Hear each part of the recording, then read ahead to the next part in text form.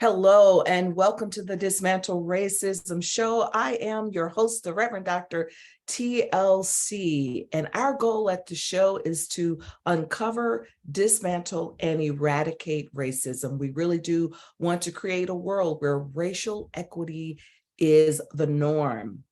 I want to invite us into our time of meditation, a time of centering ourselves so that we will come into this space with calm minds and an openness and a willingness to receive whatever lands for us today during the show.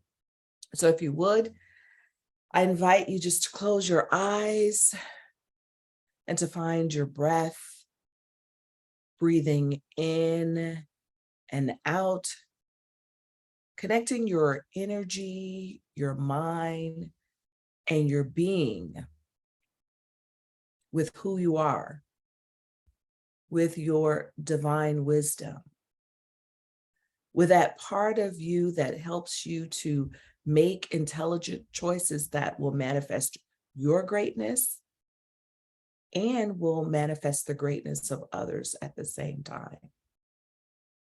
Breathe in and out, recognizing our interconnectedness, recognizing that there is enough in the world for all of us to be taken care of. Breathe in and out, letting go of fear, letting go of a scarcity mentality, letting go of an us against them, but embracing the oneness, the completeness, the wholeness. Breathe in and out, connecting with your sacred source, connecting with the essence of who you are.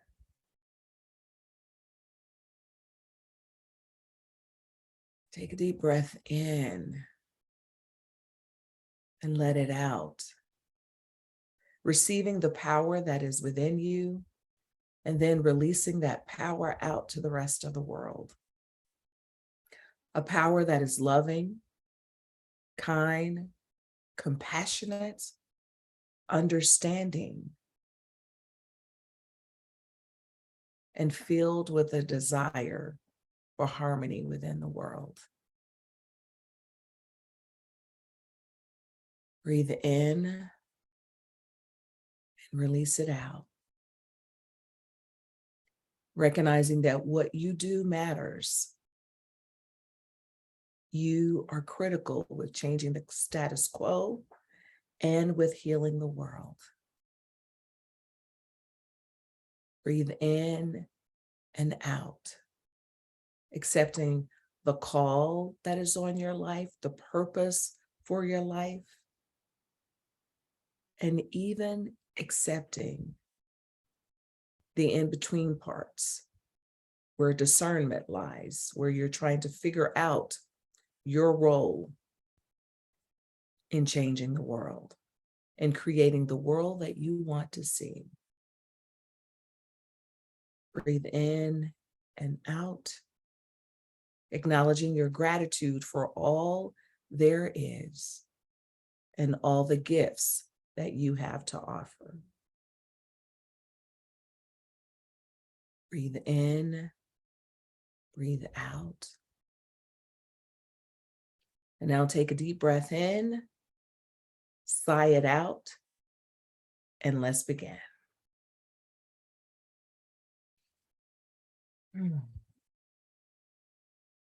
Today, I want to talk to you just for a few moments about the concept of Sankofa. Sankofa comes from the Ekan people of Ghana, and it means to go back and retrieve. The literal translation means that there is nothing wrong with learning from hindsight. Another translation is that we must go back and reclaim our past so that we can move forward, so we understand why and how we came to be who we are today. Now, the symbol for Sankofa is based on the mythical bird that flies forward with its head turned backwards. This reflects the Ecan's belief that the past serves as a guide for planning the future, or the wisdom in learning from the past in order to build the future. So if we're going to heal ourselves, if we're going to heal the world, I believe that there could be nothing more powerful than gaining an understanding of our personal and our cultural heritage. We need to have this knowledge in order to move forward, especially for people who've been oppressed and disenfranchised in some way. But I believe that it's equally important for folks who have been the oppressors or folks who've been privileged in this life to have knowledge that will help heal this country. We cannot live in those places of denial, shame, or ignorance. We often work so hard to defend our beliefs, and we work hard to defend who we think we are, that we can't even see truth. And so as a society, it's time to wake up to the truth. Individually, it's time to wake up to the truth, because in doing so, we can heal the personal and collective wounds, and it can help to bring closure while opening us up to live a life that's filled with promise, that's filled with equity and celebration, and we can learn to love all of humanity.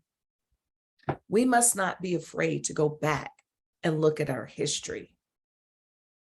I know that there's a lot of talk about critical race theory, and truthfully, I don't think people really understand what that's about. But as a country, if we do not look back on the ills of this country, we can't even see the truths of this country. We can't even see the people who contributed to make this world a better place. So we must go back and look at our history. But as people of color in particular, I invite you to hold on to that word Sankofa and then go back and retrieve the rich heritage that we have to offer. Retrieve information from your ancestors. You don't even have to go that far back, but learn the power that's in your own lineage. One of the things that we're going to be talking about today, I have my guest, Courtlandt Butts, who has been with us before. We're going to do a part 2 of Justice for Life itself, because Courtlandt works with an organization called Diving with a Purpose. And we are going to be talking about what they do in that particular organization. Their goal is to restore our oceans and to preserve our heritage. And I want to hear from Courtlandt today some of the things that they've discovered while they've been diving, and some of the ways in which they found documentation that has helped to heal entire villages. Just to give you a little bit of a refresher about who Courtlandt is, Courtlandt Butts is a lifetime educator, an advocate for equity and social change. He has consulted, trained, and educated C-suite executives, school systems, faith-based organizations, and municipal entities, domestically and internationally. As we would say in our community, he's the bomb diggity. That's who he is. He is intentionally a LifeGuardian Worldwide, LifeGuardian Worldwide, which is his organization, takes a deeper dive into the core of our humanity by abiding by spiritual basis of this work of equity. And we talked a lot about that last time, but this time we really want to get into, now that we understand the sacredness of this work we do, we really want to get into what happens in Diving with a Purpose, how children are transformed, how villages are transformed, how he himself has been transformed by this work. So Courtlandt, I want to welcome you back with us today. Thank you so much, my brother, for joining us again. So Courtlandt, we are going to take a break in just a few minutes, but before we take a break and before we get into diving with a purpose, I know that the word Sankofa rings true for you, and you had an opportunity to visit the sacred, country of Ghana. So please share with me, if you would, the meaning of Sankofa for you. I think you mentioned one of the interpretations that I do have, which is to go back and reclaim that which was lost. So we go back and we get the knowledge that was lost and we apply it to the now. And as you mentioned that, much of my curriculum did just that. There's some ancient Kemetic principles that lay out in very fair terms because they're written on the walls. Know thyself, be obsessed with distinguishing knowledge from foolishness, and to build for eternity. All right. So that is some knowledge that is 6,000 years old or better. And I went back and got it and applied it to the concepts that we see right now. So beautiful, beautiful. Love it. Well, Courtlandt, we do have to take a quick break. And when we come back, I want us to get a little bit more in the work that you do with Diving with a Purpose. This is the Dismantle Racism Show. I'm your host, the Reverend Dr. TLC. We'll be right back.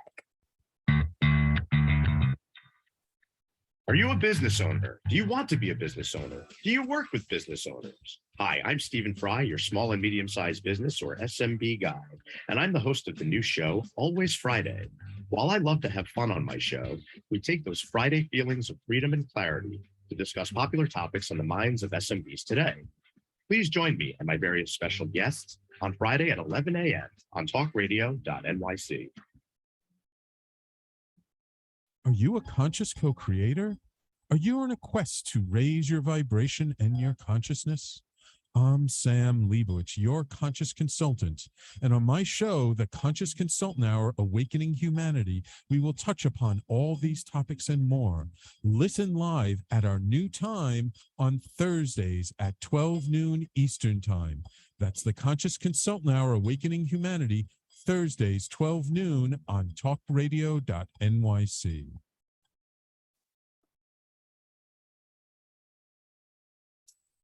Are you on edge? Hey, we live in challenging, edgy times, so let's lean in. I'm Sandra Bargeman, the host of The Edge of Every Day, which airs each Monday at 7 p.m. Eastern Time on talkradio.nyc.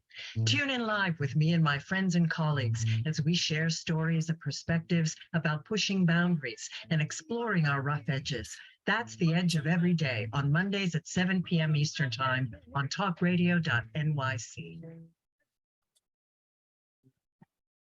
You're listening to Talk Radio NYC. Uplift, educate, empower.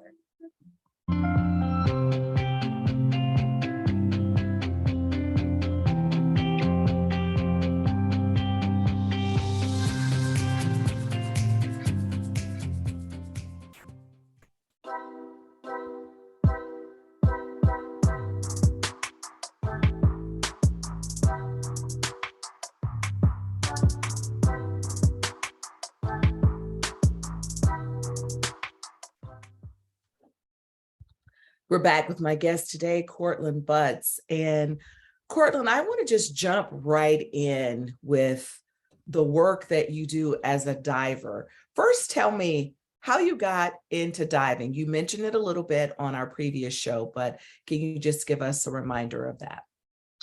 I will, but I am obligated to name something up front around Diving with a Purpose, DWP.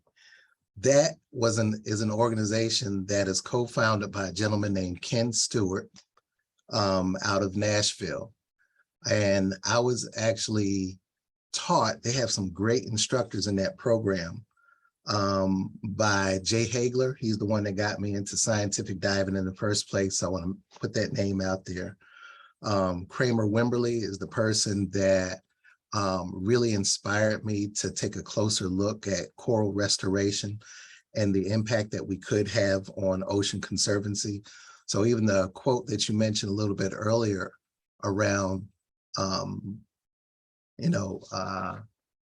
protecting our heritage and restoring our oceans, that's a DWP Right.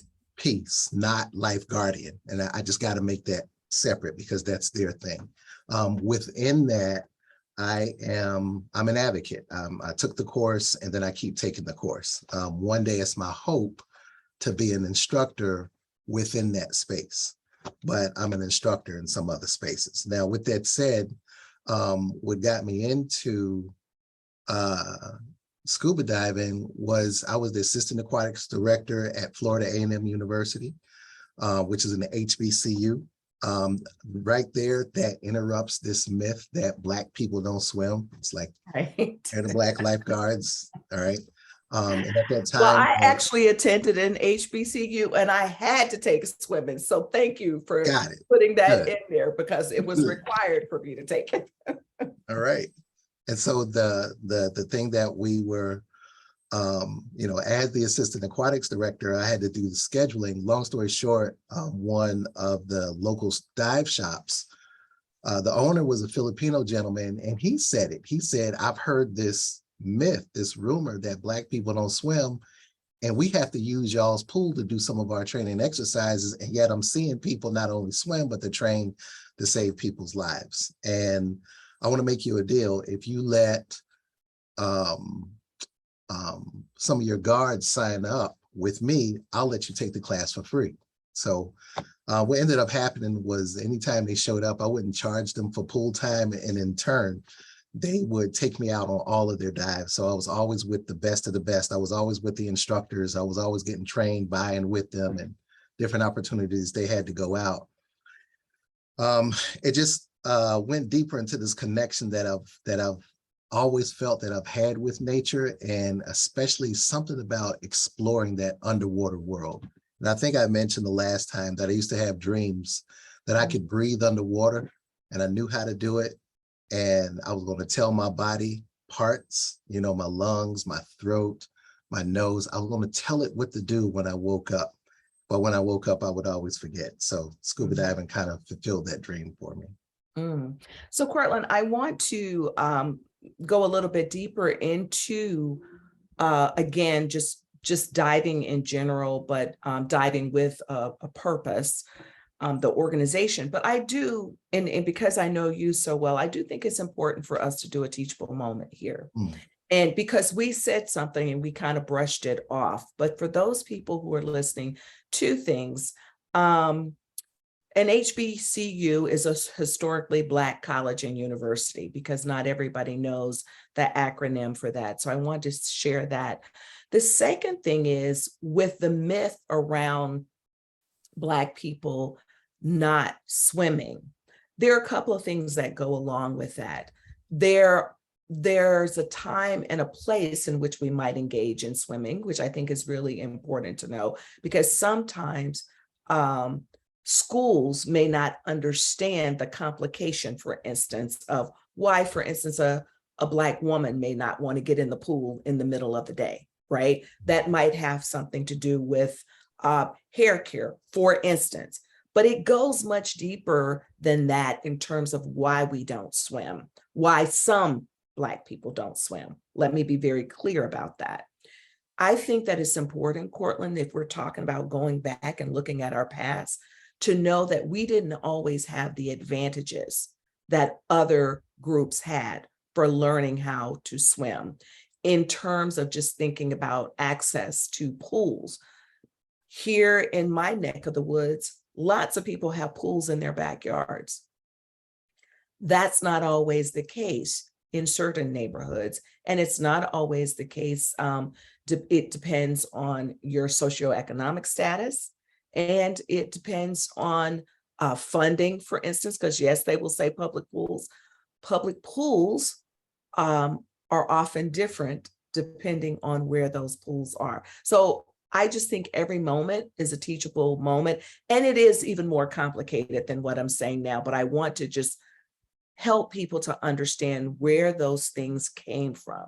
We don't always have the access that we need in order to learn swimming.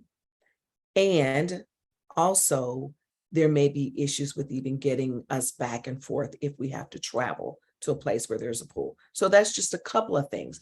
Having said that, though, there are opportunities for us, like both Courtlandt mentioned and I mentioned. We both had to take swimming in college. Well, he was a little bit ahead of the game for me, but than I am. But I just wanted to acknowledge that just for a second. And so in thinking about that, Courtlandt, and thinking about the myths, and thinking about even some of the limitations that have been placed on us, I know that the work that you do some work with young people, right, in this area. So talk to me a bit then about how you encourage young people to begin this process of swimming and diving early on. So what I'll start with is to extend that teachable moment that you just commented on, because I teach it to the young people as well. There is a stroke called the truncheon stroke, all right? And they used to teach it to us in the Red Cross as instructors, but I don't think they teach that stroke anymore, but back in my day, they used to teach it. One of the things that this stroke was used for, it was used by people of color in South America and on the African continent. And it looked like a combination between a side stroke and what they call the front crawl, wherein you would turn your body, your whole torso out one side, grabbing the water, but you'll always leave one hand underwater. Back in those days before colonization and before the transatlantic slave trade, there were literally millions of Africans and South Americans swimming out into the ocean. And that's how they would fish. They didn't use a boat. The hand under the water was holding on to a net. That net would drop over a bunch of fish. They would bring it back up and they would swim back with that one arm using a scissors kick, all right? So the point that I'm trying to make is there was a long time in our history where swimming was a part of life itself. Yeah. And it was taken away from us during the not just during the transatlantic slave trade, but when we got there, there was this thing out there that said, you better not go near that water, because they knew we could swim. When those bales of cotton didn't make it to shore because the boat crashed, who do you think they went down to get them from out of, I'm talking about 40 and 50 pound bales that were being pulled off of the bottom of the harbor. That's who they sent down to get it. You talking about the pearl divers? Many of the pearl divers are people of color. They would dive down up to 60 feet on one breath, come back up, and then you would say, oh yeah, those people don't know how to swim. No, that got trained out of us. The fear got put into us as a myth in the story and got weaved in to the point where we started to perpetuate the myth ourselves. But we didn't start off like that. So I said all of that to say that I try to tell young people that it is in your blood to navigate these waters. Courtlandt, I just need you to tap back into it. I'm also going to share a resource for folks. I can't remember the author right now, but it's called The Undercurrents of Power. And they will show you all of the various ways that people of color globally had command of the seas. There was no, we're afraid of the water. So Courtlandt, thank you for that, because we do have to take a break. The author of The Undercurrents of Power is Kevin Dawson. That's the name of the author. But thank you. That was a great teachable moment for all of us. But we're going to be right back to talk a little bit more with Courtlandt Butts after the break.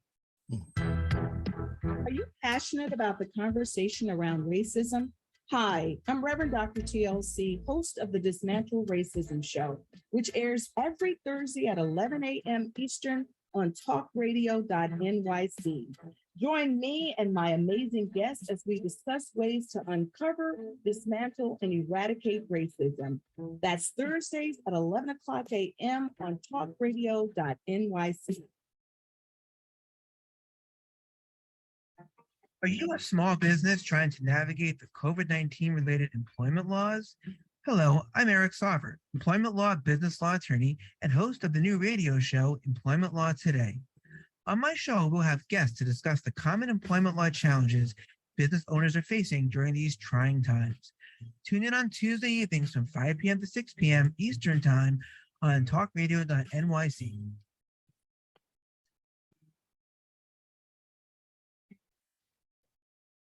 Hey everybody, it's Tommy D, the nonprofit sector connector, coming at you from my attic. Each week here on talkradio.nyc, I host the program Philanthropy in Focus. Nonprofits impact us each and every day, and it's my focus to help them amplify their message and tell their story. Listen each week at 10 a.m. Eastern Standard Time until 11 a.m. Eastern Standard Time, right here on talkradio.nyc. You're listening to Talk Radio NYC at www.talkradio.nyc, now broadcasting 24 hours a day.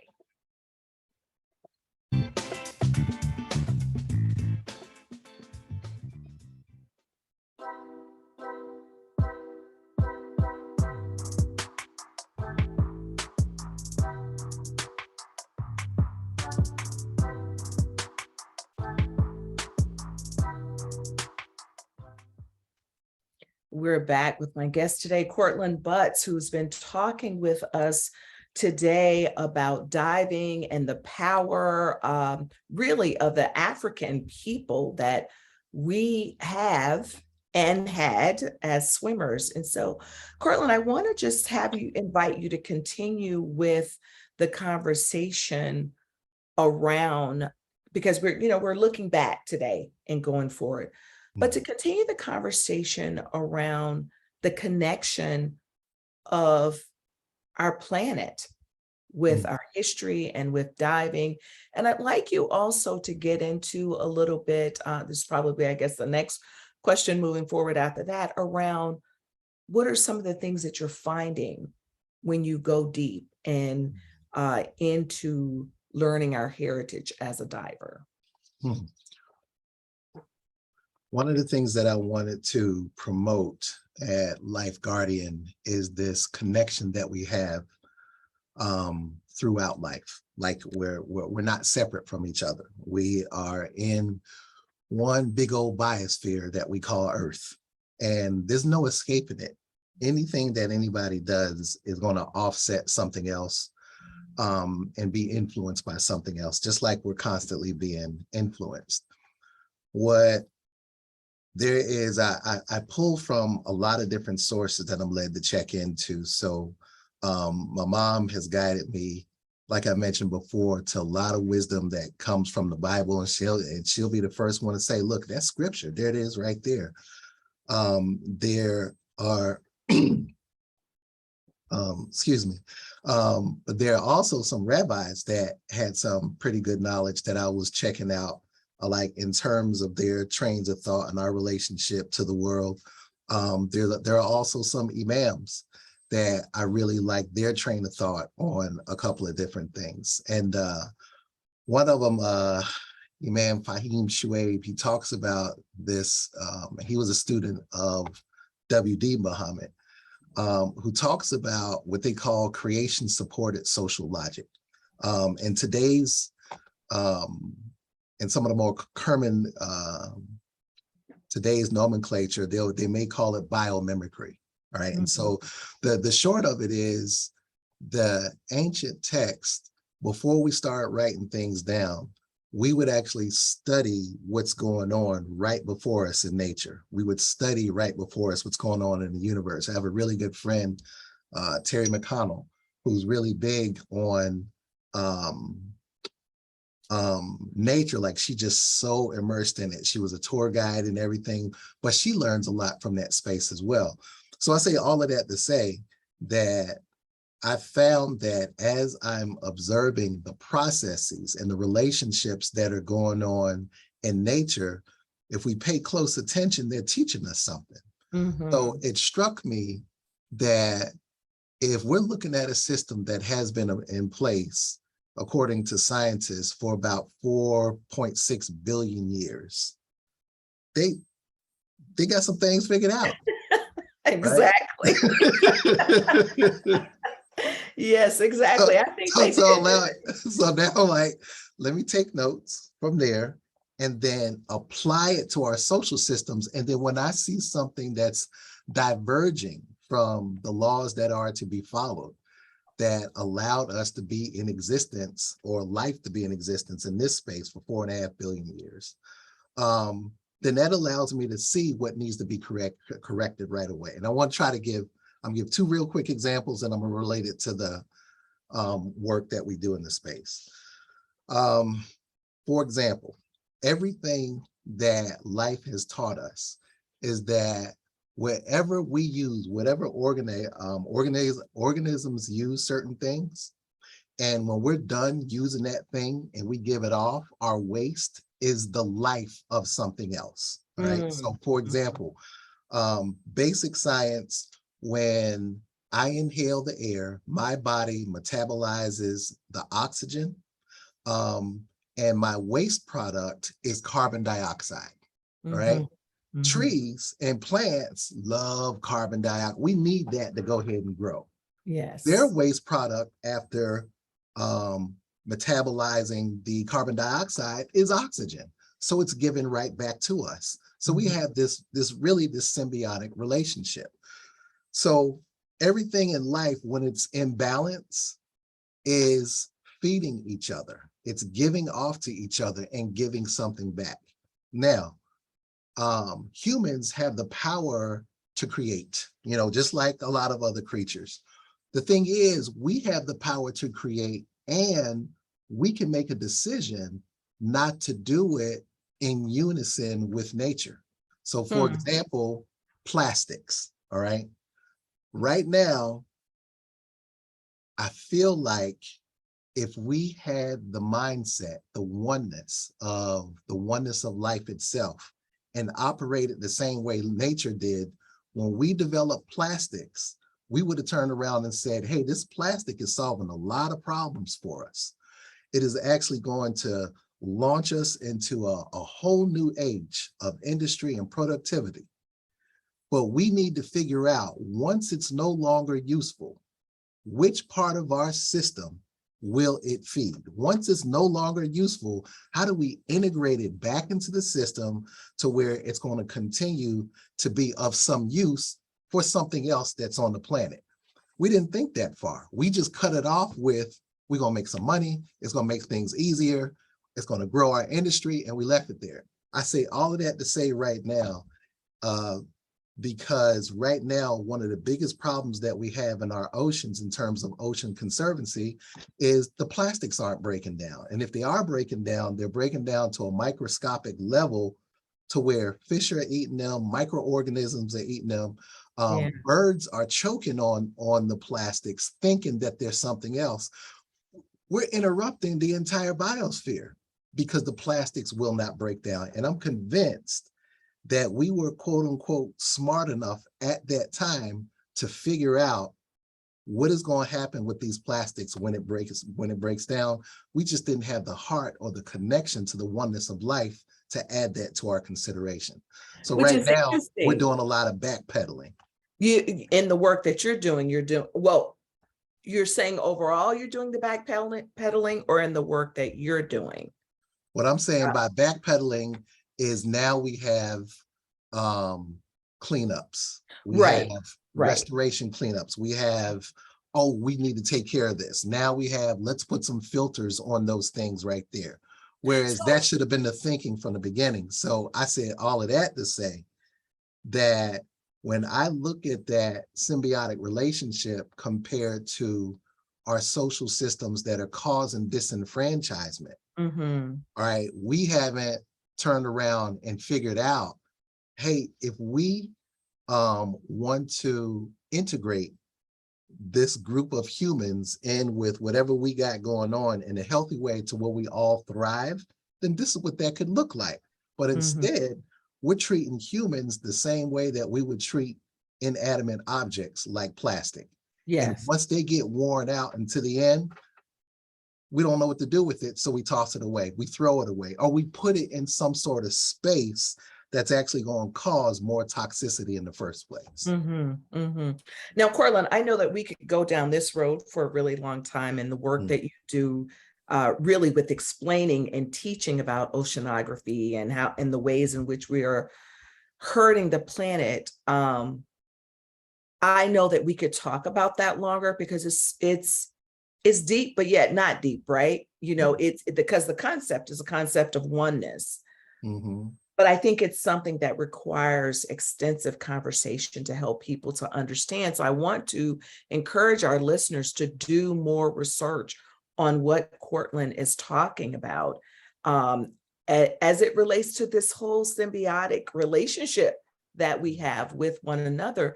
But I do want to get into, Courtlandt, what you've discovered in your diving, because you and I have talked about some fascinating stories of discovery and healing, in particular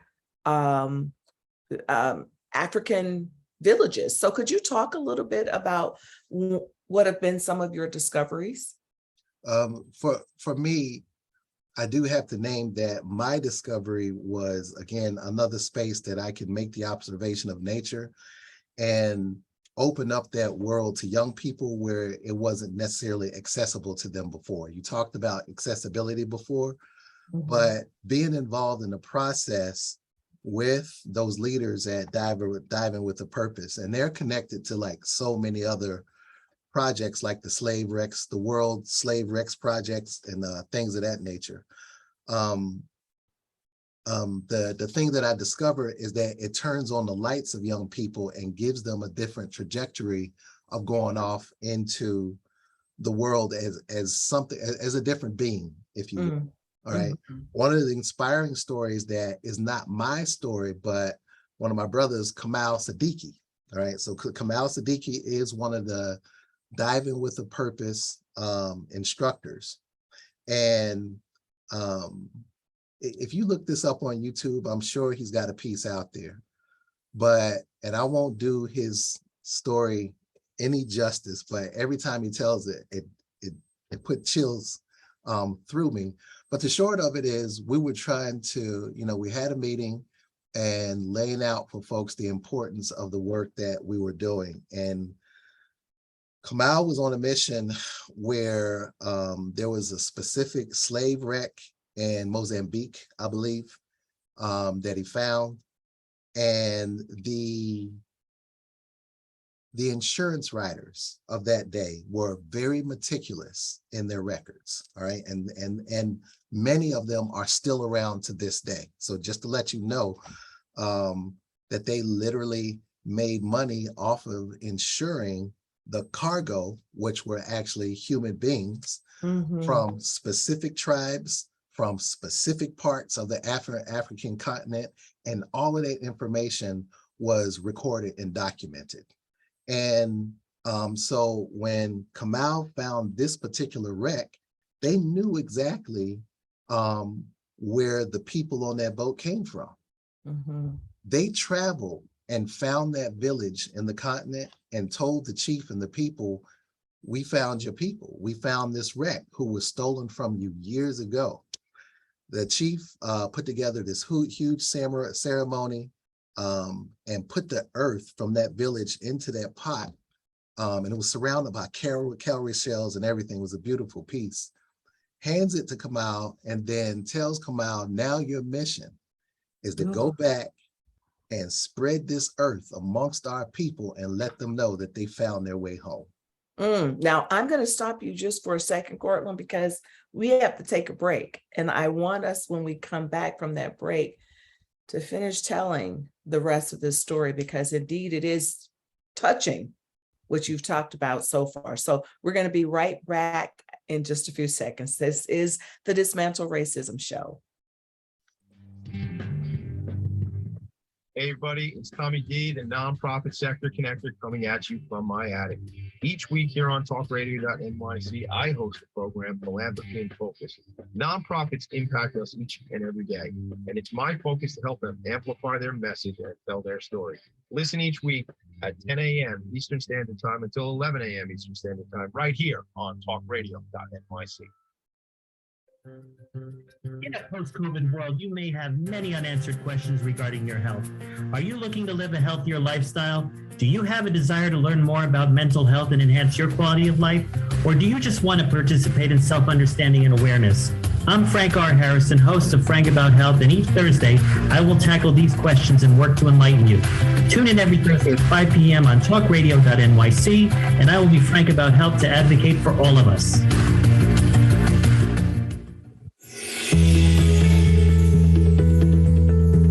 Calling all pet lovers. Pet Avengers, assemble!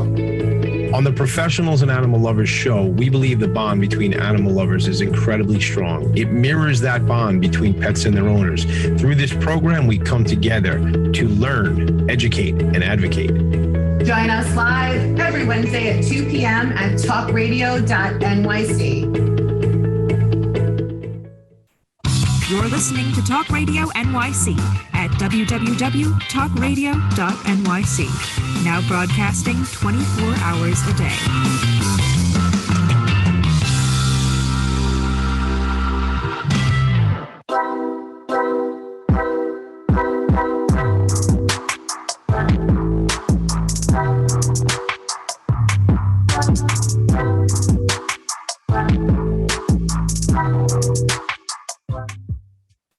We're back with my guest today, Courtlandt Butts. And before the break, Courtlandt, you were telling us about a discovery that one of the divers with Diving with a Purpose made and his assignment. Could you pick up where you left off with that story for us, please? Sure. It was Kamal Siddiqui, and that was his mission with which he was charged by the chief of this particular tribe to go back and spread the earth from the village over the wreck, so that people would know that, they finally, they found their way home. And hopefully I'll find it on YouTube somewhere, because when he tells it, it chills me every time. But it really digs into this idea of why we were diving. All right. It was on purpose. It was for us to rediscover who we are. It is the entire Sankofa theme. We went back and retrieved it there. Like I said, I do still aspire to be an instructor, but like more recently, some of the folks that I work with are Ernie Franklin, Gabrielle Miller. They got pieces on National Geographic right now. Right. Justin Dunavant, Ayanna Llewellyn, a lot of folks that have come through to really keep giving back. And they keep showing the young people, because somebody turned around and said, let's teach these young people a skill and about who they are and their heritage at the same time. When you do any type of archaeology, the more tedious task, whether it's terrestrial or maritime, is to do the survey, to map things, to measure things. So he said, let's teach these young people a skill, take them underwater, knock this out. So Courtlandt, I have to ask you though, do you know what happened, or you want people to look it up on YouTube, when he took this parts of the earth and all of that to take it back to the wreckage? What's the remainder of that? Did he go back and do that? Yeah, he went back. They had a ceremony. He's dressed in traditional African garb, like they did the entire piece, and it's out there. Like it's very searchable. I'll try to find it if I can send you a link to send out to your viewers. But yeah, I saw it, and then when I saw him do it again, I was like, oh my goodness, I can't believe he's doing it. But you know what, Courtlandt, this actually speaks to so many things. It speaks to that spiritual healing. That village was then healed by that. But it speaks to our connectedness with the greater oneness right? Whether it be in this world, the world beyond. When we think about, I don't know about you, but when I think about my ancestors on the Middle Passage, I am horrified by the conditions. But I think about what they endured. And people in our community, often when they're trying to give us strength and when they're trying to give us power, they will say things like, we're survivors. We survived the Middle Passage. And while all of that is good, I also embrace those people who were on those ships and decided, I'm not doing this. I'm going to be free or die, right? And they made a decision to jump into the ocean. And I was thinking today when you were talking that maybe some of them, because they were good swimmers even, thought, well, I can do this. So what else can you tell us in terms of what you found to be some of your greatest healing, even for yourself, with going back and retrieving your heritage and understanding our connectedness?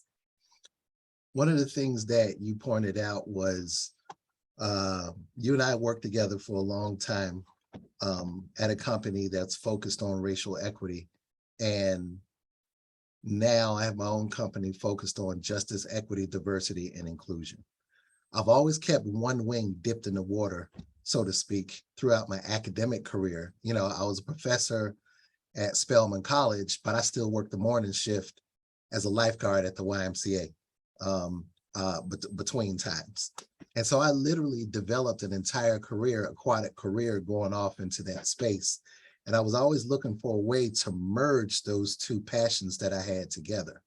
So they all came together in this space. And when I say in this space, there is a constellation of organizations with whom I'm connected. One of them is called JASIS, Junior Scientists in the Sea. And this was founded by a gentleman named Les Burke. The other one, like I said, is Diving with a Purpose. I mentioned them several times, co-founded by Ken Stewart. I'm also part of the National Association of Black Scuba Divers. All right. And so this was founded more than 30 years ago. Now, within that organization, I'm the safety officer, which means that I'm the chairperson of all the dive leaders in the organization. We have a local club here, SSQ, the Southern Sequestrians, where I'm the president of the Southern Sequestrians, which is an offshoot of the National Association of Black Scuba Divers. All of us have within our mission somewhere to take young people of color and introduce them to the world of marine science. When I say marine science specifically, I'm also referring to, for example, another organization called the American Academy of Underwater Sciences. When you become a scientific diver, some of the thoughts are the science is first. So that means we're not diving for recreation. There is a research question that needs to be answered, and we need your scuba skills to go ahead and collect the data. So once that question goes out there, then we use our skills, or we train people to use those skills to find out what that information is. Now, I say all of that to say that we're interrupting some of the institutional myths and norms of racism by creating a different pipeline for folks to go from schools into the marine sciences, where you don't see a lot of people of color, especially Black children. Another skill that interrupts this myth around what we don't like about water, or it didn't start off like that, but it kept being taught to us for so long that it started to be a reality, which is one of the things that I'll point to. So I get a chance to merge all of those things together. And what I'm finding is, as we introduce the young people to newer and different things, there's a different mindset, a different thinking, a different possibility that just wasn't available to the pool of people that were there before, because the thinking is different. Because of that, we're able to solve problems in ways that we could not imagine before.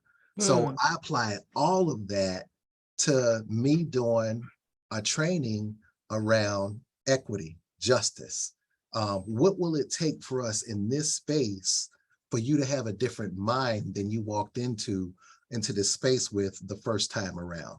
So as I look at the patterns in that space, I apply them to the justice and equity, diversity, and inclusion space. You know what I love about what you're just saying, because Courtlandt, you are not only opening the minds of people of color, Black people, in terms of their or our history with all of this and showing the power in that, but in your teaching of justice, equity, and inclusion, you're opening up everyone's minds and understanding not just our interconnectedness, but you're getting rid of the myths.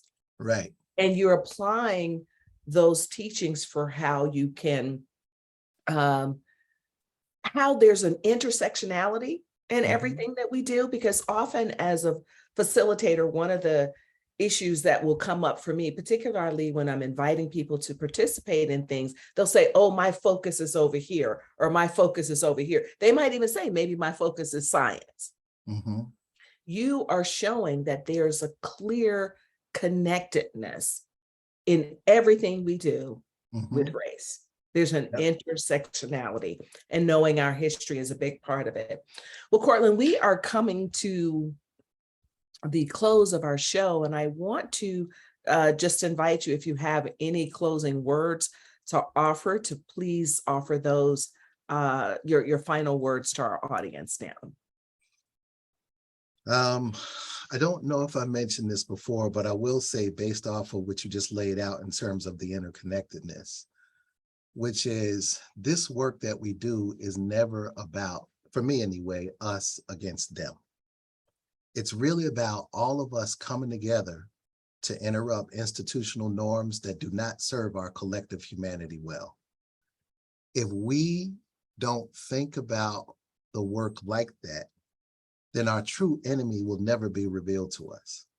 And we'll keep fighting this fight in the way that says, oh, you're the enemy right there, when really the true enemy is looking at us, laughing at us, like, yeah, keep that up. All right, so. Yes, beautifully said, Courtlandt. I am so grateful that you have joined me again today. There's always much more that we can talk about. As Courtlandt said when he was here before, you can get in touch with him by looking him up on LinkedIn.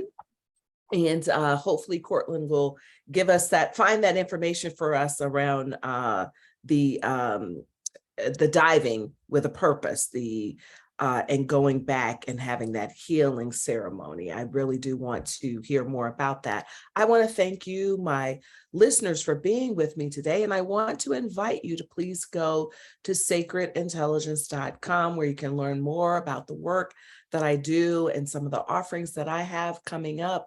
I want to just invite you to consider, what is one thing that you can do today to help dismantle racism? It's something that you can do in your daily life, because I know that if you go within, you'll find that you have a gift to offer to the world, so that we can make this world a better place for each and every one of us. I want to invite you to stay tuned for the Conscious Consultant Hour with Sam Leibowitz, where he helps you to walk through life with the greatest of ease and joy. May today you tap into that sacred part of you that allows you to make choices that manifest your good and the good of other people at the same time. Know that we are all one and exist because of one another. Make it a priority to share love, hope, compassion, and peace today. Be well, be safe, be encouraged. Until next time, bye for now.